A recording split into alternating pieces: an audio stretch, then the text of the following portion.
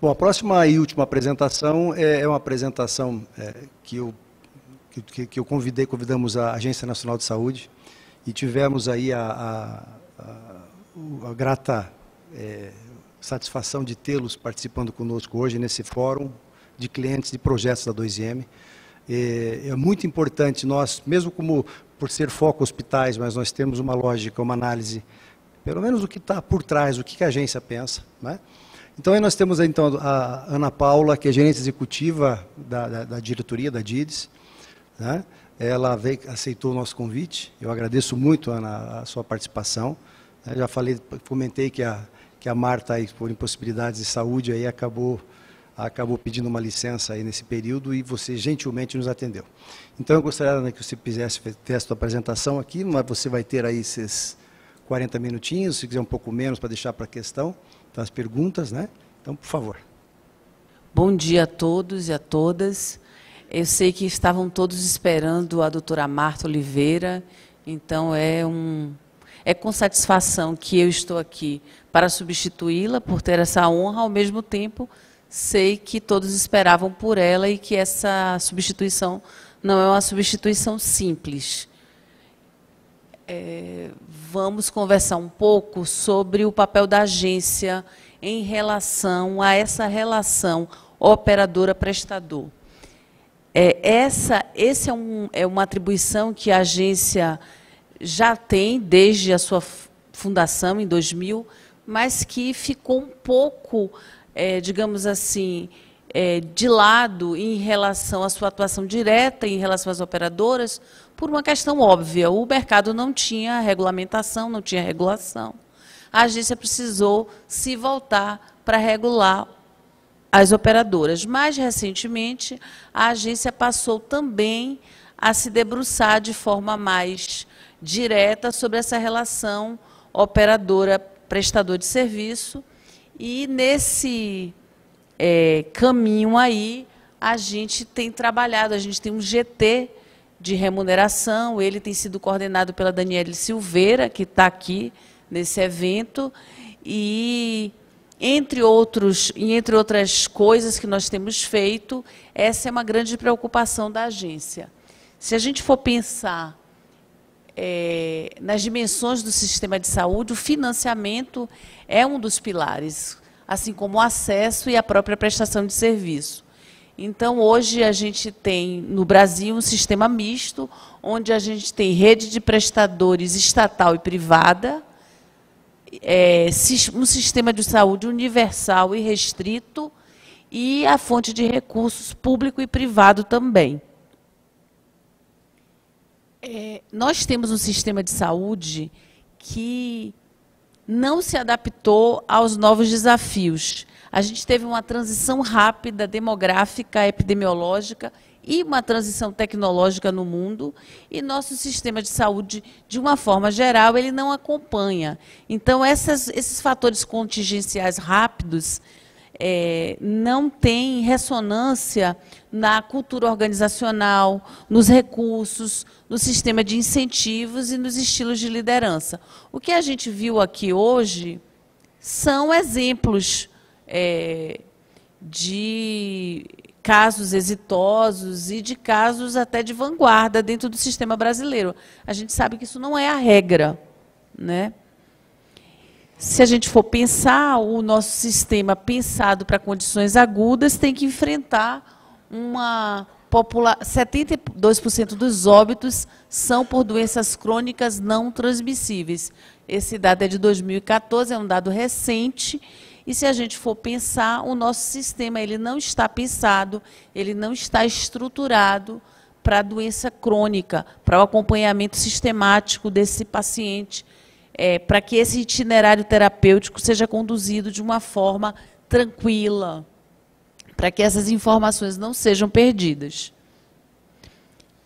A gente tem aí a pirâmide na saúde suplementar. A nossa pirâmide na saúde suplementar, ela ainda mudou mais radicalmente que o perfil brasileiro, e aí em 2030 a gente vê aqui, olha, a base bem mais fina, essa parte aqui intermediária bastante larga, e lá no topo um alargamento bastante grande, demonstrando aí o nosso atual problema, não só no Brasil como no mundo, que é enfrentar o envelhecimento da população. Em 2050 nem se fala, né? A gente vê que em 2050 há uma aproximação maior em relação à população geral no Brasil, a previsão, mas ainda assim a pirâmide na saúde suplementar, ela ainda é um pouco mais envelhecida. Então, a gente teve essa transição demográfica, epidemiológica, tecnológica, alimentar e a necessária realização da transição na organização dos serviços de saúde e do sistema de saúde não foi feito adequadamente.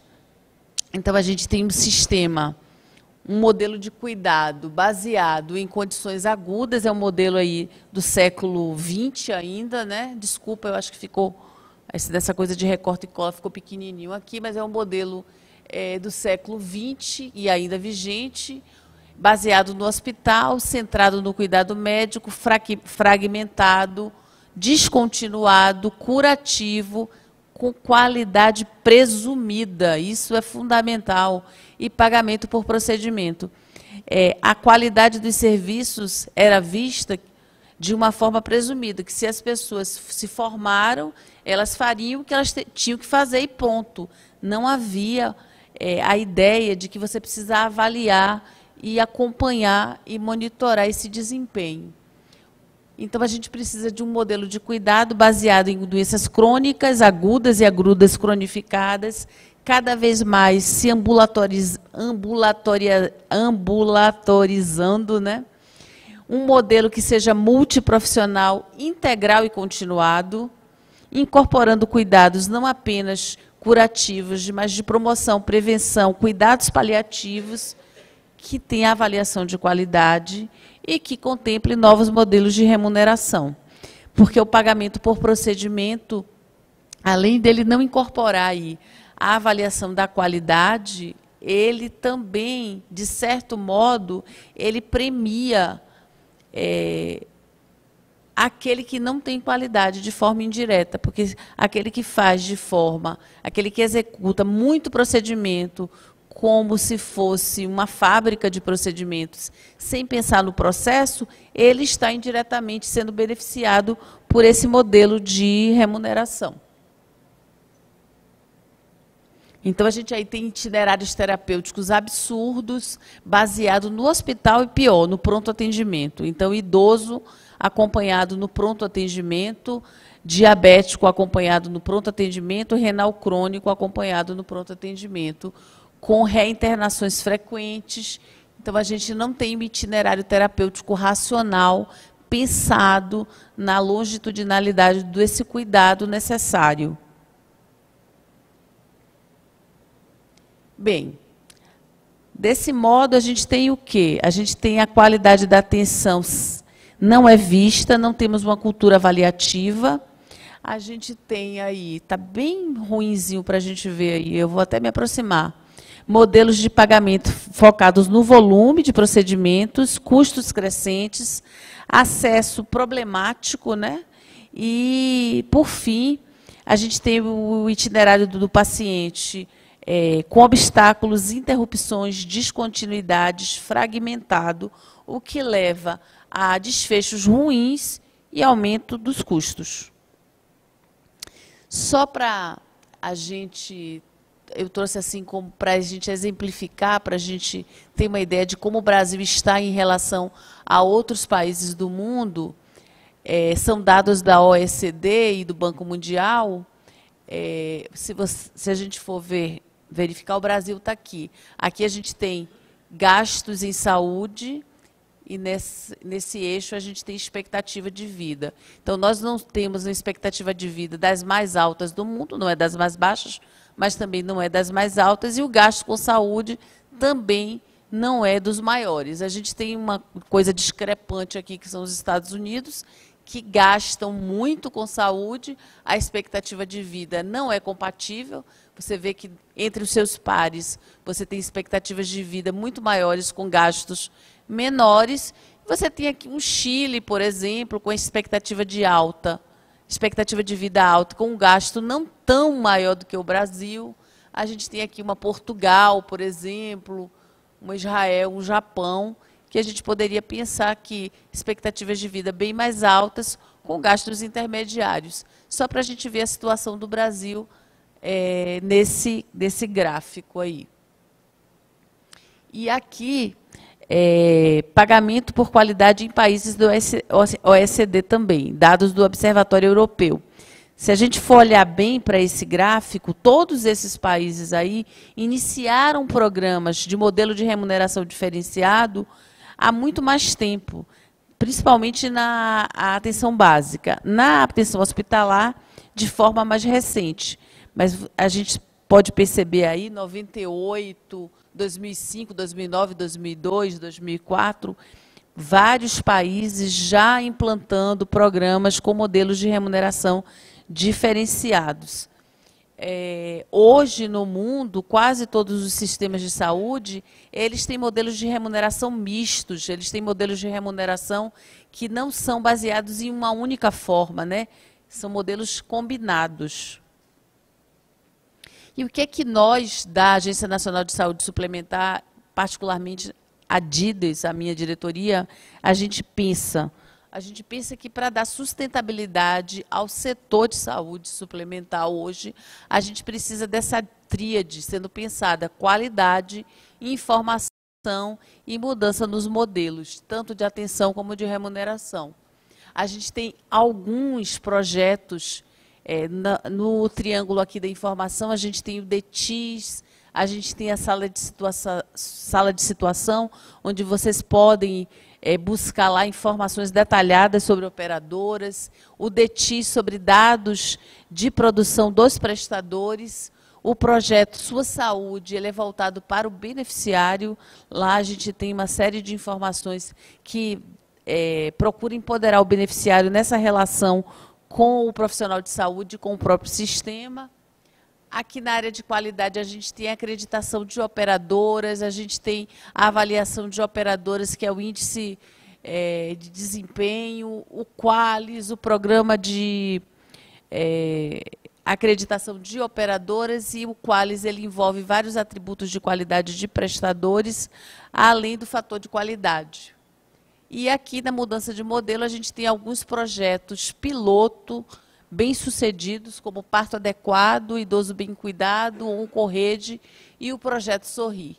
Então a gente precisa girar essa engrenagem aí para que a gente possa dar sustentabilidade ao nosso sistema. E, para tal, a gente tem que fazer o quê? Tanto na macro como na micropolítica. Na macropolítica, a gente tem eleição de prioridades, definição de diretrizes, ações regulatórias de indução da qualidade, articulação intersetorial e redesenho dos arranjos da rede de prestação de serviços. E na micropolítica, atuação por meio de linhas de cuidado, abordagem de life course, vinculação e responsabilização do profissional de saúde e do cuidador, promoção da autonomia e empoderamento do usuário. Então, é interessante que a gente tenha tido apresentações de hospital aqui hoje, porque, claro que se os sistemas de saúde, no nosso caso as operadoras, passam a propor um sistema de remuneração diferenciado, os serviços de saúde, os prestadores, eles têm que estar preparados para isso. E, para isso, você tem que ter sistema de informação, você tem que ter um volume de informação muito bem organizado, e essa não é a realidade do conjunto dos nossos prestadores de serviço. A gente tem no Brasil uma situação ainda incipiente, iniciando, a gente tem algumas boas experiências exitosas, mas a gente ainda está na fase de discussão e de prospecção, digamos assim, do setor. Bem, isso não é uma aula de modelo de remuneração, mas eu trouxe assim, porque a gente não tem que pensar que um único modelo ou uma única forma, ela vai dar conta de todos os sistemas e de todas as situações, e que a gente possa trazer um modelo pronto de um outro país e automaticamente implementar no Brasil e que isso vai dar certo. Então, a gente precisa se aprofundar, estudar, ver o que está sendo feito, conhecer as experiências. O que a gente tem certeza é que o pagamento por procedimento, ele é hegemônico na saúde suplementar. E esse modelo remunera quantidade e não qualidade. Por exemplo, as reinternações decorrentes de evoluções clínicas ou erros médicos são novamente remuneradas, coisa que em outros locais já não acontece, por exemplo. Os valores praticados variam amplamente e eles não estão necessariamente relacionados com o custo daquele procedimento, se tem a ver ou com o bom desempenho do prestador. Em geral, ele tem a ver com o poder de barganha entre a fonte pagadora e o prestador de serviço. E aí a gente tem várias outras formas de remunerar. A orçamentação global, que você tem uma meta ou limite de gasto. Você tem o pagamento por performance, que eu diria que é um grande guarda-chuva para esses modelos novos, que ele é um modelo de pagamento que oferece incentivos financeiros para prestadores de serviços que atingem determinados resultados. Então, isso pode ser feito de diversas maneiras. Você tem o capitation, que ele pode ser per capita, mas pode ser combinado com bônus, ou o prestador sofrer alguma redução, dependendo dos resultados, mas sempre calculado sobre a base populacional, né? O valor da remuneração é baseado na expectativa de uso dos serviços. Você tem o bundle, e o bundle é um sistema mais complexo, mais difícil, né? Ele é uma metodologia de pagamento por performance, permite usar incentivos, e esse prestador ele tem responsabilidade pelo ciclo completo do tratamento de determinada condição, levando em consideração melhoria do desempenho do tratamento, mas requer dados sobre o histórico do paciente e da população. Então, é um modelo mais complexo para ser implementado. E ele requer especialização do hospital. O prestador ele precisa estar muito bem estruturado, porque o seu desempenho ele vai depender dessa estruturação interna. E aí a gente tem outros tipos, a gente tem o DRG, que é bastante discutido, ele desconsidera o ciclo completo de atenção, ele é um pagamento por casos, classificado de acordo com algumas variáveis pré-estabelecidas.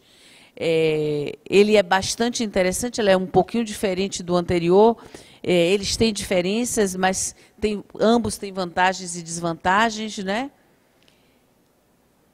E ele é um modelo que está sendo bastante estudado no Brasil. Aqui são alguns exemplos no mundo de modelos de remuneração, não são exemplos no mundo. É uma síntese desses vários modelos de remuneração, mostrando aqui o foco que eles têm e o tipo de informação coletada. Eu trouxe, vou deixar aí, a gente não vai detalhar esse quadro, mas faz parte dos estudos e da prospecção que nós temos feito sobre o tema.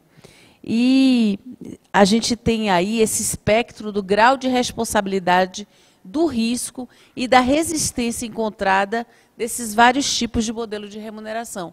Esses modelos aqui, que são baseados no pagamento por procedimento, ele tem um grau de responsabilização e de risco maior para a fonte pagadora, e aqui, esse pagamento global, ele o risco recai mais sobre o prestador, e esses modelos aqui intermediários, eles dividem um pouco mais o risco entre a fonte pagadora e o prestador de serviço. Também nesse espectro, quanto mais você vai para a direita, maior a resistência e também a maior complexidade desses modelos.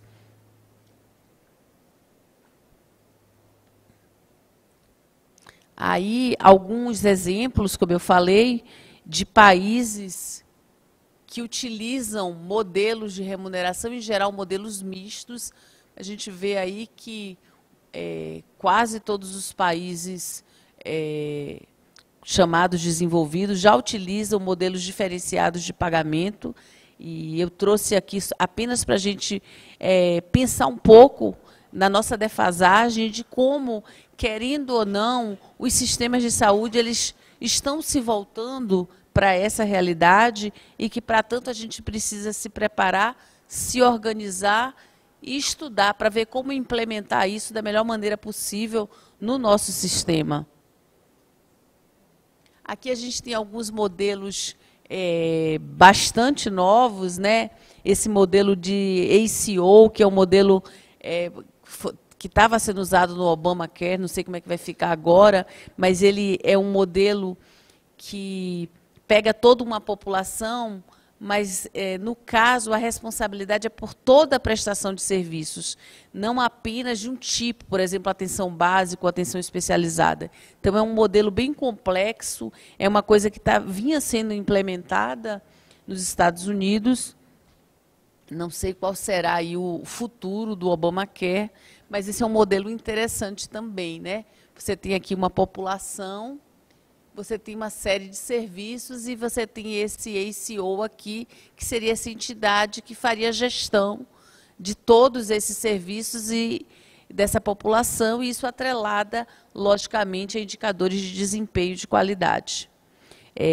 Desses domínios aí, né? Então, a gente teria, eles têm esses domínios, e aqui é a quantidade de medidas, de indicadores que eles utilizam para essa população específica ligada a esse ACO. Você tem vários níveis, né? Você pode chegar do nível 1 ao nível 4. O nível 1 você tem apenas um grupo de profissionais de cuidado de atenção primária, focado na prevenção e melhoria das condições, e você pode ir aumentando, inserindo especialistas, inserindo atenção hospitalar, inserindo operadoras e até um modelo mais amplo, inserindo aqui agências de saúde e organizações sociais. Então, é um modelo complexo, né?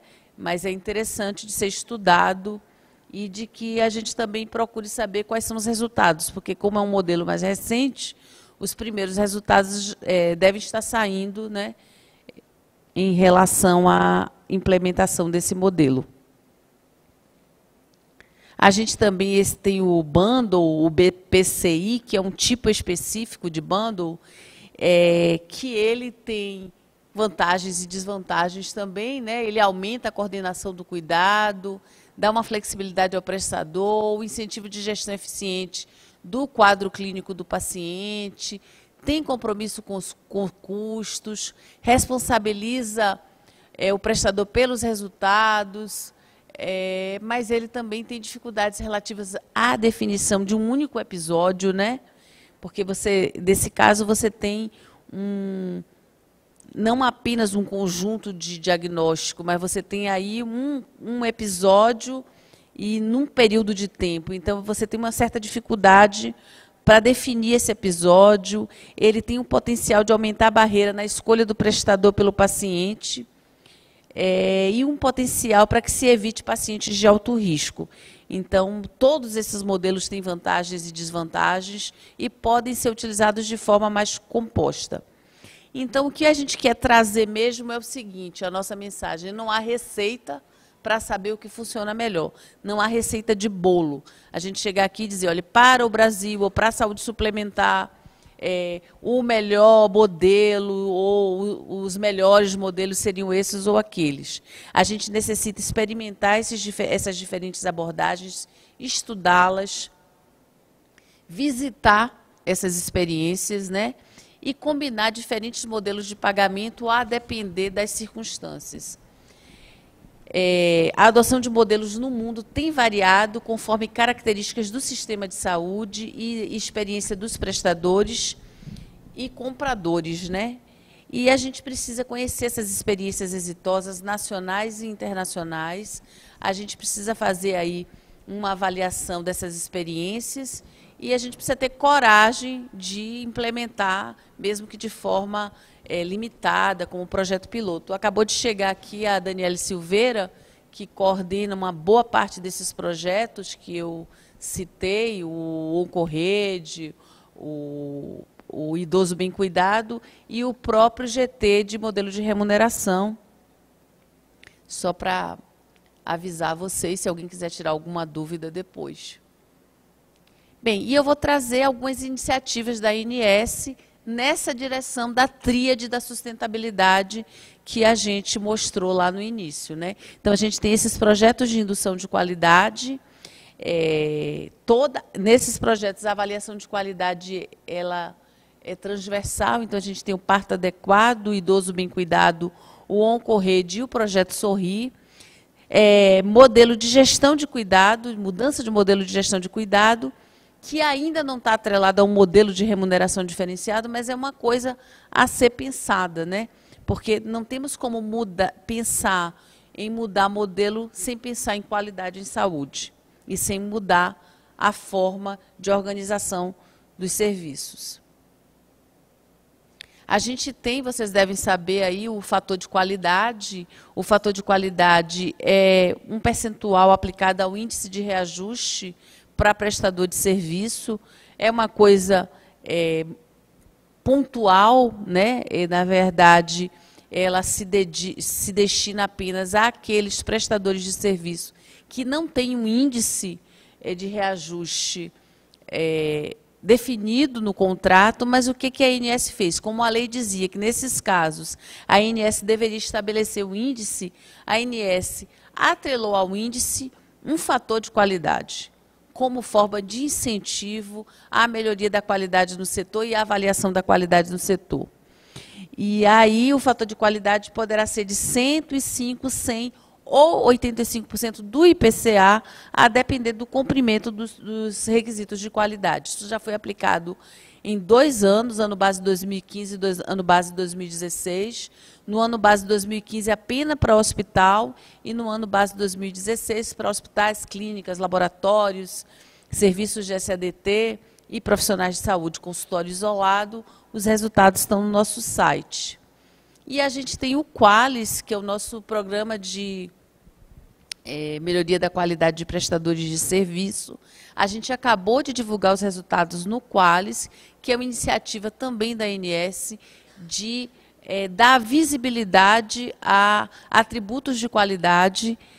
E hoje a gente tem, para vocês terem uma ideia, quase 40 mil estabelecimentos de saúde entre prestadores individuais, médicos e fonoaudiólogos, dentistas, a hospitais, clínicas e laboratórios divulgados no nosso site com algum atributo de qualidade.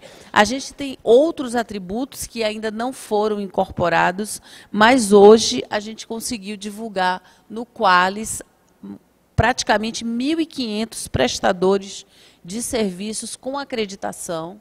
Então, quem quiser pode ir lá buscar, colocar o nome do hospital ou da clínica ou de um laboratório e buscar quais acreditações aquele estabelecimento tem, tanto pelo nome, fantasia, razão social, como CNPJ ou CNES. E a gente também divulgou. Então, aqui a gente tem um buscador lá no nosso site. Aqui, hospitais, clínicas e laboratórios acreditados, acreditação máxima das entidades acreditadoras. Então, você entra aqui e você faz uma busca de determinado hospital e lá vai aparecer quais são as acreditações desse hospital, vai aparecer também o nome, a razão social, o endereço, o mapa desse hospital. Então, é um sisteminha bem bacana que eu convido vocês a fazer uma busca aqui. Aqui está o link do nosso site. Esses outros atributos, eles entrarão no nosso sistema, né? Hoje eles não estão ainda no sistema, mas a gente está incorporando. Então, a gente tem aqui médicos, dentistas, enfermeiros, nutricionistas, fonoaudiólogos. A gente tem mais de 30 mil profissionais divulgados aí. No caso dos médicos, você entra lá, você abre a planilha dos médicos, você pode verificar se ele tem título de especialista ou residência e qual a especialidade. Então, você pode buscar por especialidade também. A gente tem aqui também os hospitais com cadastro na Anvisa de núcleo de segurança do paciente, e a gente tem as participações nos nossos programas de indução de qualidade. Então, era um pouco esse o nosso recado, que a gente tem trabalhado, tem discutido, tem avaliado o mercado, tem trazido experiências exitosas para participar do GT de remuneração, para que a gente traga essa discussão à tona. Agora, na sexta-feira, a gente terá mais um GT de remuneração, onde serão apresentados experiências tanto de operadoras como de prestadores de serviço. E a gente acha que, embora a gente ainda esteja numa situação um pouco mais atrasada em relação aos demais países que a gente apresentou aqui, a discussão está dada, a gente precisa avançar, e a ANS tem sido um ator importante para que a gente faça essa discussão no setor de saúde suplementar. Não há uma fórmula pronta, eu acho que a gente precisa ter a coragem, quebrar barreiras e resistências para começar a implementar propriamente. Queria agradecer ao convite, ao César, dizer que, em nome da Marta, a gente agradece a nossa participação e estamos à disposição para tirar qualquer dúvida.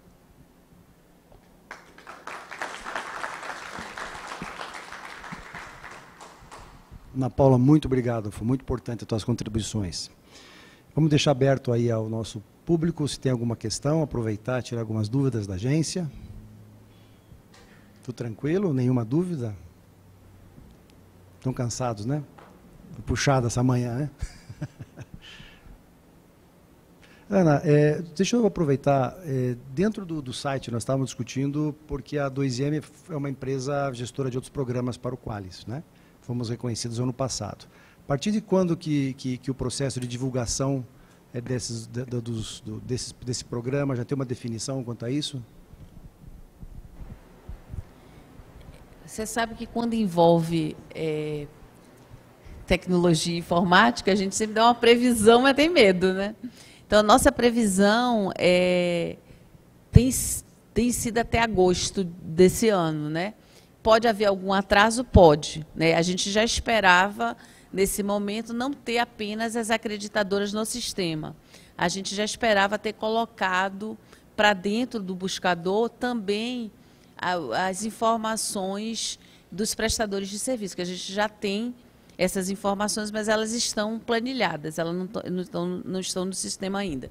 O sistema, ele tem, logicamente, alguma coisa por trás, tem a interface e tem a troca de informação com as entidades, que é por web service. Então, isso demanda uma certa organização. Então, a gente começou com as acreditadoras, vamos fazer essa relação lá com a Anvisa, para a gente pegar Notivisa e Núcleo, vamos fazer com os conselhos profissionais para pegar as informações e com o Inmetro e as gestoras de outros programas, além do nosso próprio programa, que é o PM Qualis. Claro que, quando a gente começou e botou a acreditação na rua, acabou que a gente tem um aprendizado, a gente imagina que os próximos módulos sejam mais rápidos, né? Mas eu convido vocês a visitar lá o nosso site, ele está bem interessante. A gente pode fazer uma busca por prestador individual, coisa que a gente não tinha antes, e a gente pode pegar, por exemplo, ali todos os acreditados, os estabelecimentos acreditados, por exemplo, no estado de São Paulo, ou na cidade de São Paulo, ou no estado do Paraná. Isso é muito interessante, era um tipo de informação que a gente não tinha consolidado.